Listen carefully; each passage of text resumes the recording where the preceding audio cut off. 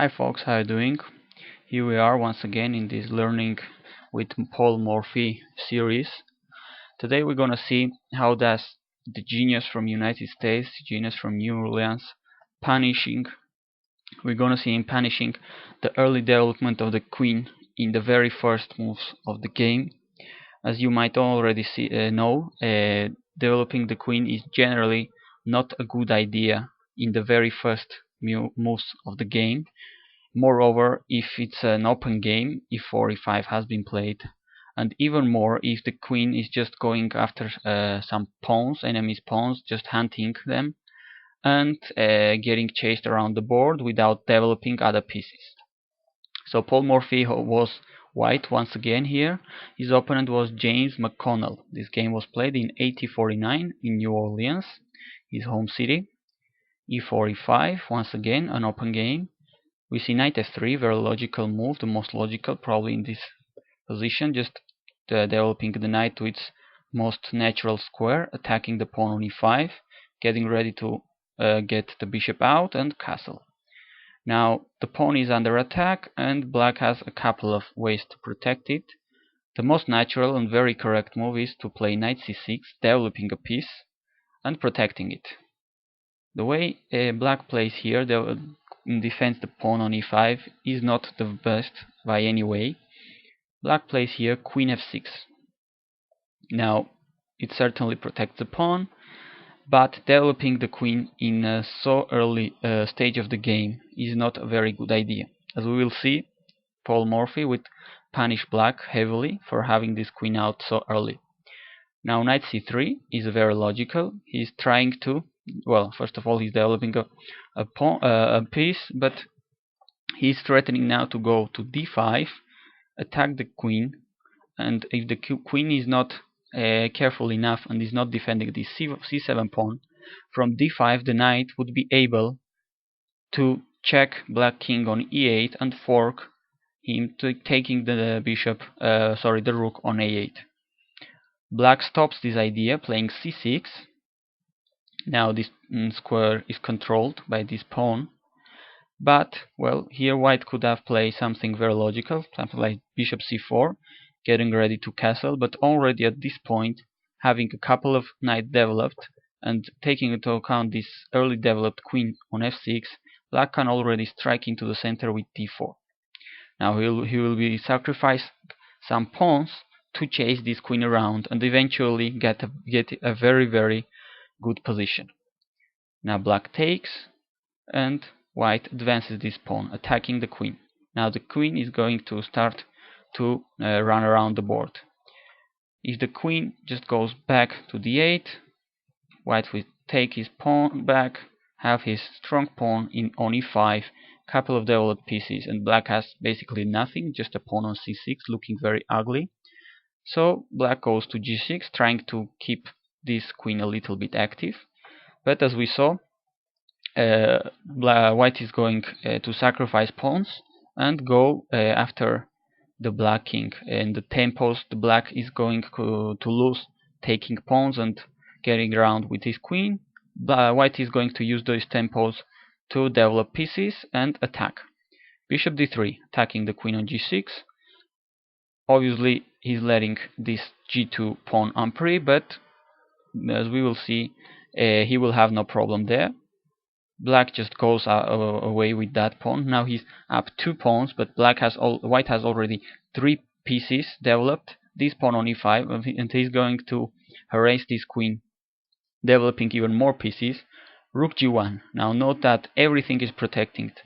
Queen is protecting the knight is protecting the bishop and the rook, and this king is protecting the pawn, while this rook is attacking the queen.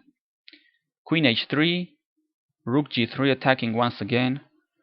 The queen goes to h5, and after a repetition of moves, now rook g5 and here bishop f1. Now the bishop goes back to its initial square to attack the queen once again. The queen goes to e6, still in the middle of the board, and now white keeps attacking it, the queen, while he recovers one of his pawns. The pawn now on e5 is defended by the rook, and the knight is attacking the queen on e6. Now white is now clearly much better because he has lots of pieces here playing, and black has pawn up, but his queen is just in a very big danger, as we can see, all these pieces are in the back rank just doing absolutely nothing.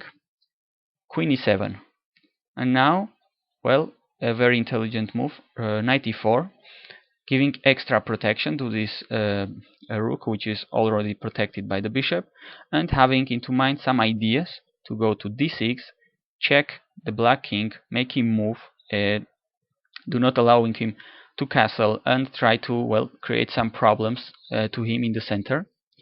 Now h6, once again black is not developing any piece. This is not the way to play chess. This is not the way to play open games. Knight f5, once again attacking the queen. The queen goes to e6, and now, although black is protecting d6 square with the bishop, white has two knights targeting that square, so after the knight goes there and the bishop captures, white still has another knight to capture the bishop and check. Now the black king will have to move, and it goes to d8. Probably not the best square, but as we will see, as you can imagine, going to f8 either is not that good, because he's going white would here probably take on c8. So black went to d8, protecting that bishop. Now bishop c4. The knight is protecting the bishop, and the queen once again is under attack. Queen e7. Now suddenly the rook is attacking g7, and both the knight and the bishop are attacking this f7 square, the f7 weak pawn. First, white takes on f7 with the knight checking. Now black here definitely went wrong, on the wrong direction. He goes to c7, which is forcing mate, as we will see.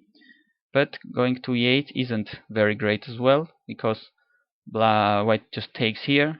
Now he's up a pawn, but black king and queen, both pieces, are feeling really miserable here and are in a very, very big danger, and black is already lost here.